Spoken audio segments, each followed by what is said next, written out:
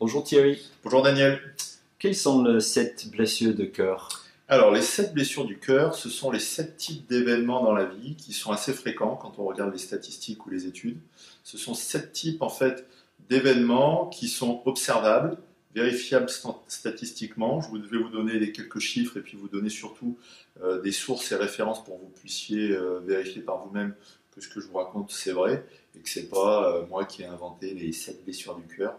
En fait, ce sont des choses que j'ai pu observer durant mes presque 15 ans de pratique de la psychothérapie en profession libérale en France. C'est-à-dire qu'en fait, c'est des choses que j'ai pu observer sur la base d'à peu près 250 cas cliniques, de 200 patients, 250 patients. Et puis ensuite, surtout, comme j'ai fait des études préalablement en marketing international, et que maintenant avec Internet, je peux vérifier les études de l'Organisation mondiale de la santé ou bien d'instituts officiels comme l'UNICEF, etc. J'ai pu vérifier que ce que vivaient mes 250 clients, eh ben, c'était pas des choses atypiques qui me tombaient dessus parce que les gens venaient me voir, mais en fait ce sont des choses qui sont assez fréquentes, même très largement fréquentes et qui sont observables. Donc ces 7 blessures du cœur, en fait, ce sont 7 manques. Ce sont 7 manques qui sont fondamentaux par rapport aux besoins vitaux du corps et qui vont avoir des conséquences et qui vont être en fait les racines du stress structurel ou du stress qui va nous rendre maladifs, passifs et abusifs, surtout lorsqu'on va bloquer tout ça, figer tout ça. Et là, je vous invite à voir la vidéo sur le freezing. Mais je vais d'abord prendre les 7 blessures du cœur.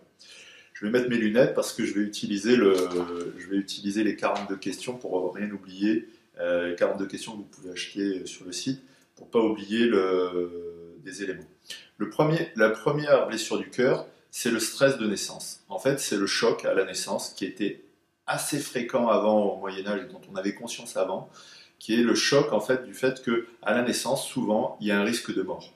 C'est encore vrai en Afrique, mais en Europe, on a tendance à l'oublier, ou même dans le reste du monde, puisqu'en fait, de plus en plus, on a des césariennes qui sont très fréquentes. On a des taux de césariennes qui sont entre 20% et 50%, et qui nous montrent bien que le stress de naissance est une réalité.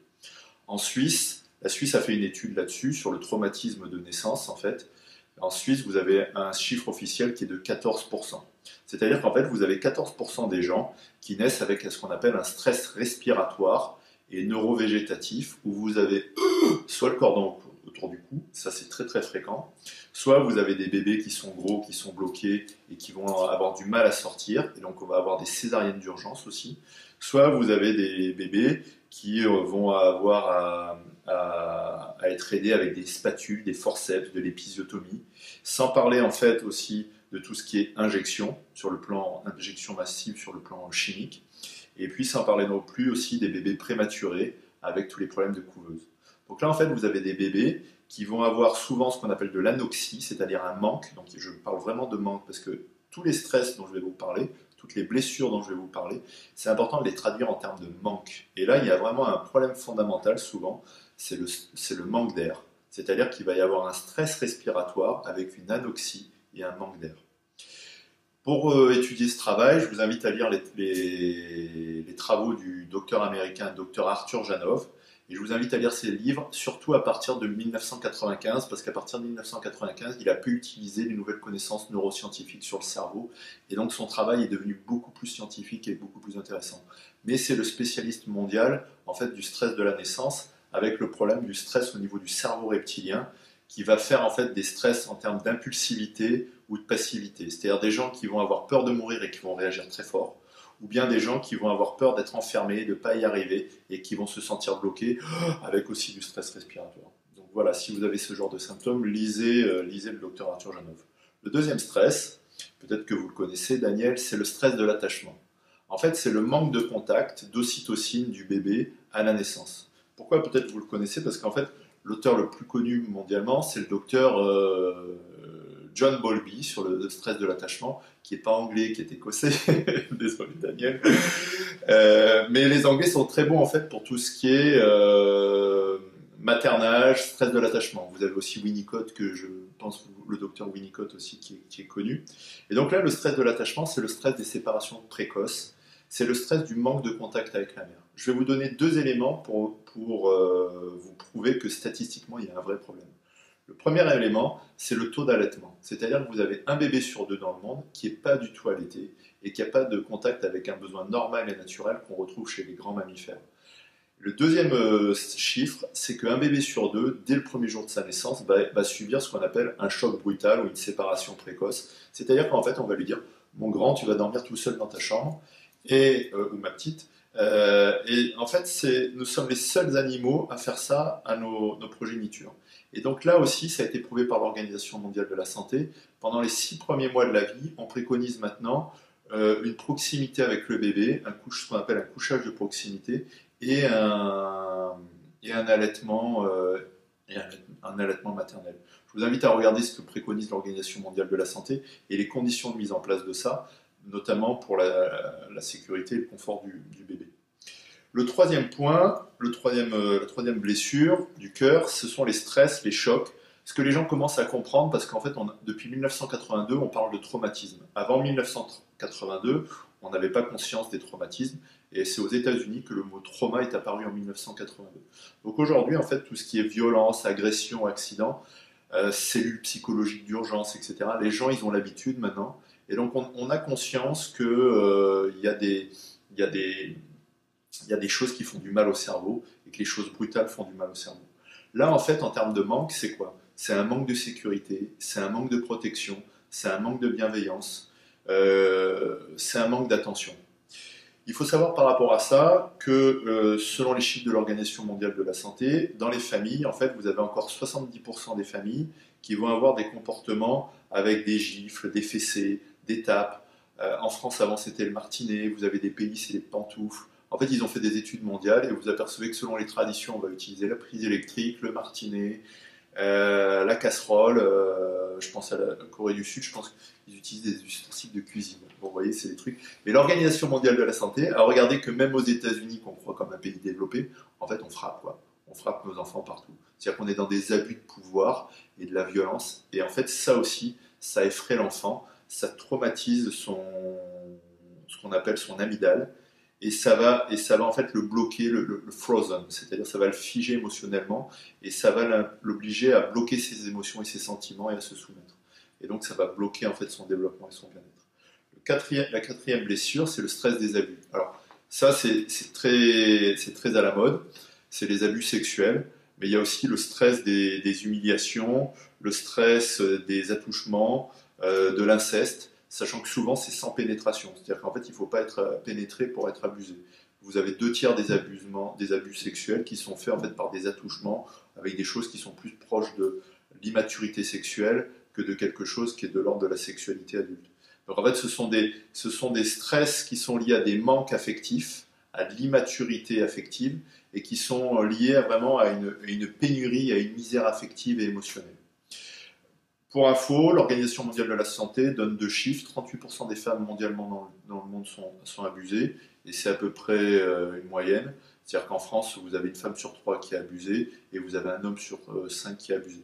Quelles que soient les études, vous pouvez regarder les livres du docteur Peter Levine qui a écrit Réveiller le tigre, vous pouvez regarder les livres du docteur Susan Forward, vous verrez qu'en fait, il y a un consensus. C'est-à-dire aujourd'hui, ce qui arrive avec Harvey Weinstein ou tous les scandales, Flavie Flamand, etc.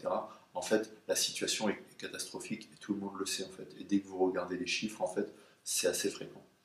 Il faut savoir que ces abus sont liés à des manques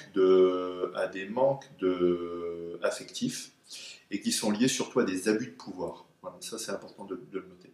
Ensuite, vous avez la 5e blessure du cœur, ce sont le stress des manques d'attention, de négligence et de bienveillance. Là, c'est quand vous avez des parents qui sont alcooliques, dépressifs ou qui sont drogués et qui en fait sont complètement dans le laisser-aller, l'abandon moral, ils ne font pas attention à vous.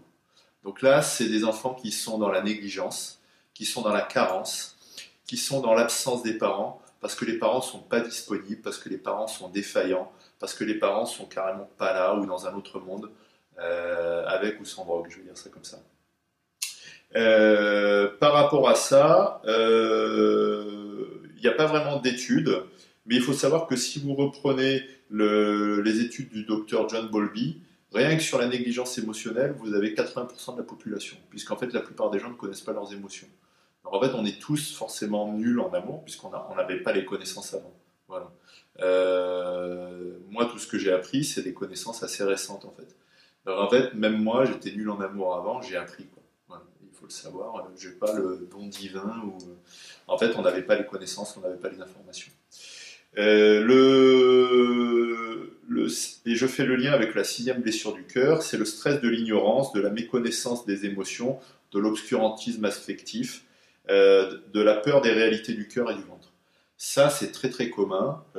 Comme je prends du temps, là, je vais vous dire juste que ça concerne 95% des gens, puisqu'en fait, si vous demandez, si vous faites des études sur qui connaît les 3 stress, qui connaît les 7 émotions normales et naturelles, qui connaît les 7 bugs émotionnels, la plupart des gens ne savent rien, quoi. Nous sommes ignorants, quoi.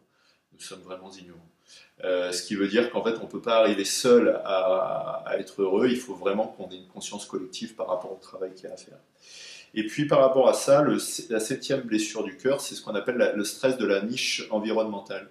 Ce que j'aime bien chez les Anglais, c'est que vous dites la tradition old school. C'est-à-dire qu'en fait, c'est toutes les injonctions, toutes les fausses croyances, tous les schémas traditionnels où on va dire fais comme ci, fais comme ça, fais plaisir, sois parfait, fais des efforts, suradapte-toi, sois fort, ne montre rien, etc. Et en fait, ça va nous bloquer, et ça va nous conditionner, et ça va nous mettre dans un paradoxe qui va être le suivant, et qui est fondamental, et qui est vraiment une blessure très importante, c'est sois heureux, mais ne sens rien. C'est aie du cœur, mais oublie tes émotions. Et donc en fait, on va nous inviter à aller vers l'extérieur et à être heureux, mais on va nous bloquer au niveau émotionnel, parce qu'on va nous dire, bon ben, on n'y connaît rien par rapport aux émotions, donc bloque tout ça. Et donc ça, le docteur Henri Labourie avait appelé ça la niche environnementale. Actuellement, les TCC, les thérapies cognitivo-comportementales, appellent ça les schémas toxiques. Là, je vous invite vraiment à lire le docteur Suzanne Forward, qui a écrit Parents toxiques et qui a écrit Ces mères qui ne savent pas aimer, parce que là, vous comprendrez vraiment la mécanique du conditionnement, de la programmation, de l'apprentissage, où en fait, on nous invite à avoir une attention externe, à nous oublier, à oublier notre attachement affectif, à oublier notre histoire affective, et à geler nos émotions, ce qui fait qu'après, il y a tout le freezing, toute l'inhibition de l'action, toute la répression des émotions, et toute la perte de bon sens et de valeur et d'empathie qui va être en conséquence. Voilà, j'ai été un peu long, c'est peut-être la vidéo la plus longue, mais c'est la vidéo avec les 7 blessures du cœur. J'ai pas donné toutes les statistiques, parce que j'ai vu que Daniel, c'était beaucoup d'informations en regardant votre tête, mais tout ce que je viens de vous dire, vous pouvez le vérifier